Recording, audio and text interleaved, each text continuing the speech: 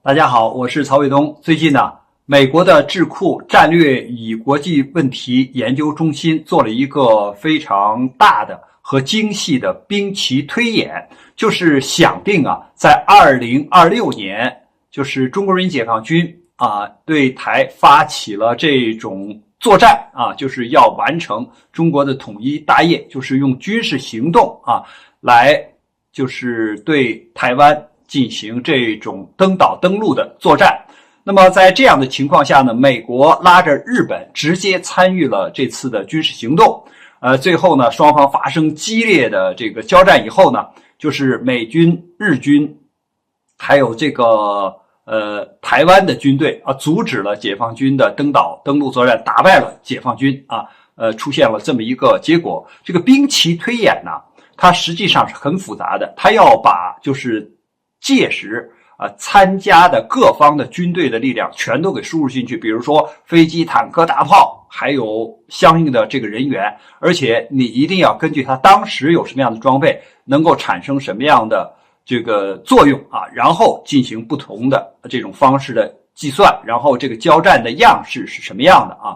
那么他做的这个就是兵棋推演呢，实际上这不是第一次，他已经起码有积累了几年甚至是10几年的这个时间了，他这是已经起码是第20次以上的这种兵棋推演了。那么他的这种兵棋推演呢，得出来的结论是美军胜，但是呢，美军在这个交战的过程中也沉了2艘航空母舰，也有大量的兵员的伤亡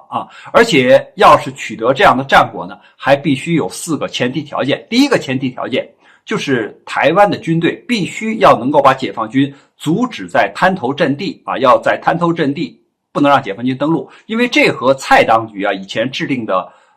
作战方针或者战略是直接相关的。因为蔡当局制定的方针呢，是有效吓阻这个决胜滩头，就是不能让解放军的部队登上滩头。一旦他登上滩头，一旦抢滩登陆成功，那这个台湾这个岛子是守不住的。那么这个呢，也是就是美国智库要求的第一个条件，一定台湾当局的军队要能够在滩头阵地上把解放军阻止住。第二点呢，就是美国的军舰或者是这种作战的平台必须要能够发射中远程的这个反舰的导弹，要把解放军的这个各种航母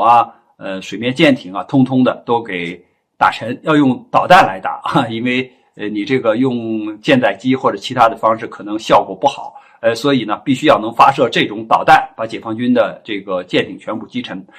第3个条件呢，就是美国它的这个海军、空军，包括这个陆战队，必须要能够利用日本的这个军事基地，因为如果从美国的本土或关岛基地来派出舰艇、飞机，那是不行的，必须要从日本就最近的这样一个区域里边派出军舰。还有飞机，还有保障的这些供应才能够就完成这样的大规模的作战行动这是第3个条件。第4个条件呢，就是在2026年以前，必须要把台湾当局的这个武装或者军事力量，要能够使它形成一个体系化的作战能力，要形成一个小刺猬就是你的各方面的作战能力要强。如果说你很弱的话，你是根本就没法抗住解放军的这种打击的。还有一个就是当解放军发起这种军事行动的时候，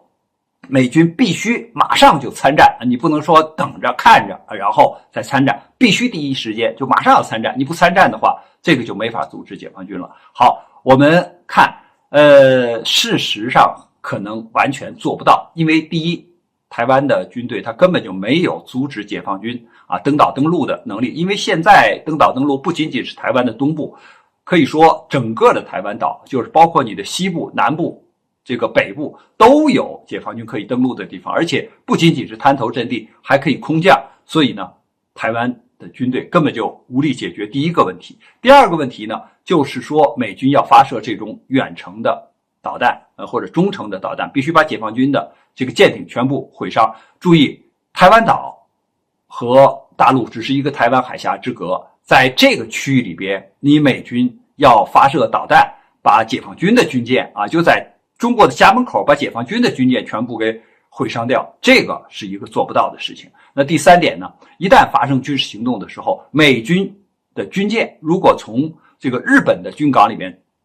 出发，如果从日本的军事基地就空军基地起飞飞机，那你打了台湾，那是对中国主权的一种侵犯，那就等于宣战了。那我要打你的这个老窝，打你的基地，打你的军港，那日本就成了打击的对象。那日本届时能不能够允许美军在那里使用它的基地？因为现在美军驻扎在日本，它是为了保护日本的这个安全，它驻扎呢。但你用日本的这些军事基地来为战争服务，来为特别是干涉中国内政服务，那日本到时候是不是要考虑能不能允许美国的军舰和飞机从这里起飞和出航？还有一点就是你能否把台湾当局武装成一个豪猪，武装成一个小刺猬你能不能把自己最先进的武器装备都卖给台湾？这是一个问题。还有一个就是军事战争或者是军事的行动，并不是由这个军事指挥员来决定的，它是由政治家或政客来决定的。所以在这样的情况下，美国能不能够为了台湾的利益，然后牺牲美国的利益，来为台湾当保护伞？那么这个可不是第一时间参加作战，可不是这个军事指挥员能够决定的。所以综合这样的情况来看，就是如果美国为了保护台湾第一时间要参战，要把最先进的武器装备卖给台湾，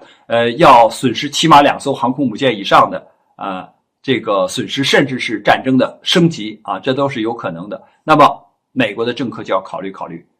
这场仗打不打，参与不参与。所以实际上也是变相的说，这个仗可能是打不赢的。关于这个话题呢，我们今天就聊到这儿，感谢大家观看本节目，我们下期节目再见。